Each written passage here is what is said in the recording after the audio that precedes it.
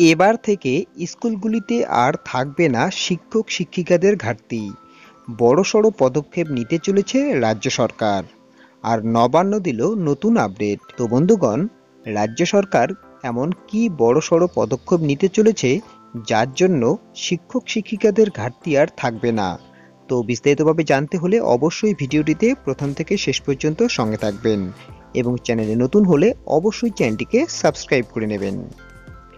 অনেক ক্ষেত্রে দেখা যায় রাজ্যের স্কুলগুলিতে একাদশ অথবা দ্বাদশ শ্রেণীতে বিভিন্ন বিষয়ে পড়ানোর জন্য শিক্ষক শিক্ষিকার অভাব রয়েছে, যেই কারণে পছন্দের বিষয় বেছে নিতে অন্য স্কুলে যেতে হয় অথবা নিজেদের পছন্দের বিষয় ছেড়ে অন্য বিষয় নিয়ে পড়া চালিয়ে যেতে হয়। উচ্চ মাধ্যমিক শিক্ষা সংসদ সূত্রে খবর, এই সমস্যার সমাধান করতেই এবার নয়া উদ্যোগ নেওয়া হচ্ছে। এবছর থেকে উচ্চ মাধ্যমিক স্তরের পড়াশোনা শুরু হতে চলেছে সম্পূর্ণ নতুন সিলেবাস অনুযায়ী। প্রায় 11 বছর পর বদল আনা হয়েছে উচ্চ মাধ্যমিকের সিলেবাসে। এবছর মাধ্যমিক দিয়ে একাদশ শ্রেণীতে উত্তীর্ণ হওয়া সকল পড়ুয়ারা নতুন সিলেবাসে পড়াশোনা করবে। সেই তালে তাল মিলিয়ে একের পর এক পদক্ষেপ নিচ্ছে উচ্চ মাধ্যমিক শিক্ষা সংসদ। বিষয়ভিত্তিক পড়াশোনার জন্য শিক্ষক শিক্ষিকার অভাব রয়েছে রাজ্যের স্কুলগুলিতে।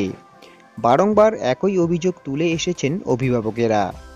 সংসদ সূত্রে জানা যাচ্ছে, এবার থেকে যদি স্কুলে কোনো নির্দিষ্ট বিষয় পড়ানোর জন্য শিক্ষক না থাকেন, তাহলে নিকটবর্তী কোনো স্কুল থেকে শিক্ষকদের সেই স্কুলে নিয়ে আসা হবে।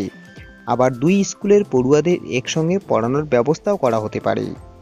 এভাবেই শিক্ষক শিক্ষিকাদের ঘাটতি পূরণের জন্য ক্লাস্টার পদ্ধতি অনুসরণ করা হতে পারে বলেই খবর সামনে আসছে। এই ক্লাস্টার পদ্ধতিতে স্কুলের শিক্ষক শিক্ষিকাদের অভাব পূরণের পাশাপাশি কলেজের অধ্যাপকদেরও পড়ানোর জন্য পাঠানোর ব্যবস্থা করা হতে পারে। এখনো পর্যন্ত এই নিয়ে আনুষ্ঠানিক কিছু না বললেও সংসদ সূত্রে এই নয়া আপডেট মিলেছে। তো বন্ধুগণ, দেখতেই পারলেন যে শিক্ষক শিক্ষিকাদের ঘাটতি মেটাতে এই পদক্ষেপটি কিন্তু নিতে চলেছে রাজ্য সরকার। তো এই পদক্ষেপটি কতটা যুক্তিযুক্ত অবশ্যই কমেন্ট বক্সে লিখে জানাবেন।